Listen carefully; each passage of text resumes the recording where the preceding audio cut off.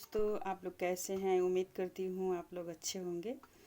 आइए, मैं हिंदी व्याकरण की टॉपिक पे बात कर रही थी। हमने सबसे पहले वर्णमाला को पढ़ा, इसके बाद संधि की पढ़े और समास को पढ़े। आज हम उपसर्ग की टॉपिक पे बात करेंगे और देखने का प्रयास करेंगे कि यह टॉपिक हिंदी में कितनी इम्पोर्टेंट है। यहाँ से आपको परीक्षा में, चाहे परीक्षा छोटी हो या बड़ी हो, आपको अवश्य प्रश्न मिलेंगे। आइए चलते हैं, उपसर्ग को जानने का प्रयास करते हैं। आइए आगे चलते हैं, देखते हैं उपसर्ग किसे कहते हैं। आइए उपसर्ग की परिभाषा को जानने का प्रयास करेंगे।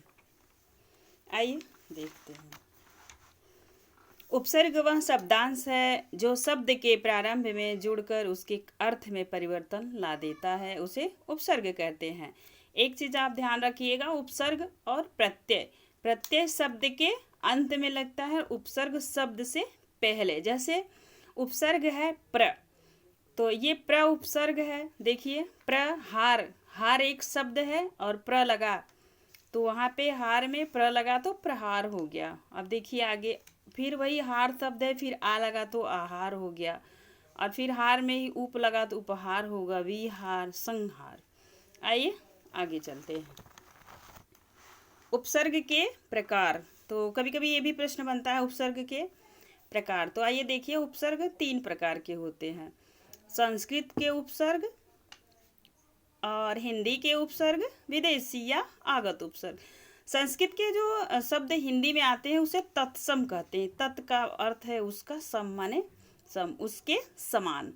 तो ये है उपसर्ग। संस्कृत को तत्सम कहते हैं, हिंदी को तद्भव कहते हैं।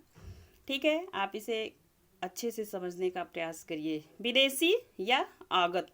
आगत का मतलब, विदेशी का मतलब होता है जो विदेश से आया हुआ, आगत का मतलब होता है जो आया हो, बाहर से आया हो। कहाँ आया हो? हिंदी में।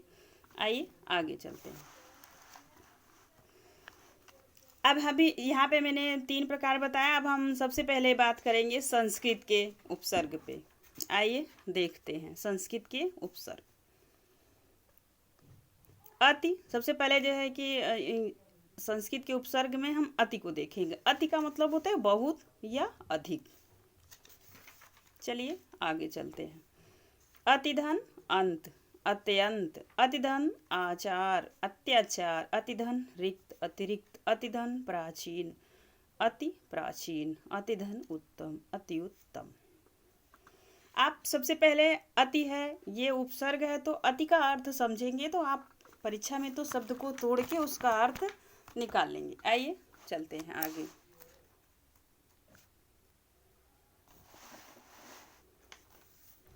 अति, अधि है। अभी हमने अति को पढ़ा, अब हम अधि को पढ़ेंगे। आइए चलते हैं। अधि, अधि का मतलब होता है श्रेष्ठ या ऊंचा। आइए आगे चलते हैं। अधिधन वक्ता, अधिवक्ता, अधिधन कार, अधिकार, अधिधन करण, अधिकरण, अधिधन नायक, अधिनायक, अधिधन आदेश, आध्यादेश, अधिधन यक्ष, अध्यक्ष। आइए आगे चलते हैं। सबसे पहले मैंने पढ़ा अति। अति का अर्थ है बहुत या अधिक। अधि माने ऊंचा या श्रेष्ठ। अब हम पढ़ेंगे उप, अप का अर्थ है अनुचित या बुरा। तो आइए आगे चलते हैं, देखते हैं इसके कितने शब्द हैं। तो अप लगेगा तो मान में अपमान, अपकार, अपवाद, अपशब्द, अपकीर्ति। आइए आगे चलते हैं।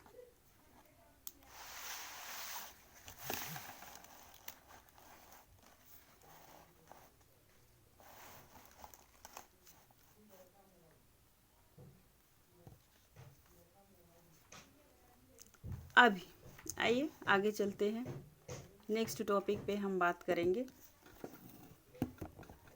अभी देखिए, अभी का मतलब है, संस्कृत में एक शब्द आता है अविता परिता समया निक्षाहा प्रतियोगे, तो वही है अभी। अभी का अर्थ है सामने या चारों ओर। ठीक है, आगे चलते हैं। अभिधन मान, अभिमान, अभिधन आगत, अभ्यागत, अभिधन भाषण, अभिभाषण, अभिधन प्राय, अभिप्राय, अभिधन योग, अभियोग, अभिधन इष्ट, अभिष्ट। तो इसके और उदाहरण देखते हैं। जितने आप उदाहरण से परिचित होंगे परीक्षा में चीज़ें आपके लिए उतनी आसान होंगी। अभिमुख, अभिनय, अभिनव और अभिरक्षा, अभ्यास, अभिमुख। आइए आगे चलते हैं। अव, अव का मतलब होता है बुरा या हीन। अवगुण, अवगुण। आइए देखिए, अवमूल्यन, अवमूल्यन, अवधन, नति, अवनति, अवधन तरण, अवतरण, अवधन शेष, अवशेष, अवधन चेतन, अवचेतन। आ देखिए, ये आ भी बहुत बार पूछा गया है, जिसको हमने ऊपर पढ़ रखा है। अब हम देखते हैं आ को देखिए, आ का मतलब है तक या समेत। ठीक है, जब तक आप अर्थ नहीं समझ पाएंगे तब तक आप परीक्षा में प्रश्न को हल करने में आपको थोड़ी प्रॉब्लम होगी। आप हर उपसर्ग का अर्थ समझिए, और हमने हर जगह आपको डिफाइन कर दिया। इसलिए आप उपसर्ग बहुत पढ़े होंगे किताबों में, लेकिन आज इस तरीके से आप पढ़ रहे हैं, आपको शब्द को तोड़ के उसका अर्थ निकालना भी आ जाएगा।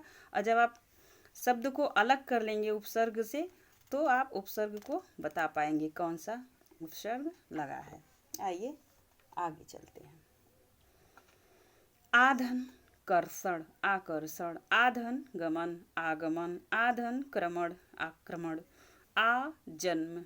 और अन्य उदाहरण देखेंगे, जैसे कि ये भी उदाहरण आपको परीक्षा में मिल गए, तो आप इसे कैसे ध्यान देंगे। आइए देखिए, आजन्म, आदान, आरक्षण, आजीवन, आमरण, आबाल वृद्ध।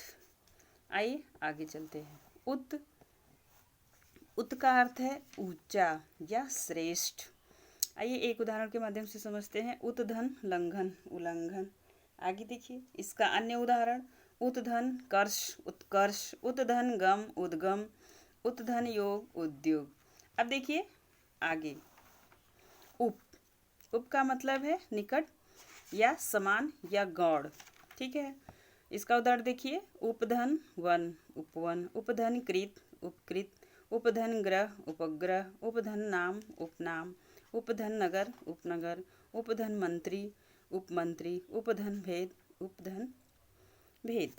ठीक है, आगे चलते हैं। आज हमने सबसे पहले जो है कि उपसर्ग को जाना, और इसके बारे में हमने बात किया। उपसर्ग वह शब्दांश है जो शब्द के प्रारंभ में जुड़कर उसके अर्थ में परिवर्तन ला देता है, उसे उपसर्ग कहते हैं। आपने देखा हर शब्द जैसे उसमें अलग अलग जो है कि उपसर्ग लगे, उसके अर्थ बदलते चले गए। हमने देखा उपसर्ग के प्रकार। फिर संस्कृत के उपसर्ग अभी हम देख रहे हैं। हमने सबसे पहले आदि को देखा, आदि देखा, अप देखा, अभी देखा, और औ और आ और उत और उप। इसके टोटल संख्या जो होती है, टोटल उपसर्ग होता है 42। तो आज के लिए बस इतना ही। आगे हम बात करेंगे नेक्स्ट वीडियो में, जहाँ से आपको अच्छे से समझ में आएगा। और आपको कहीं कोई दिक्कत हो रही है तो आप एक कमेंट अवश्य करिएगा। धन्यवाद दोस्तों।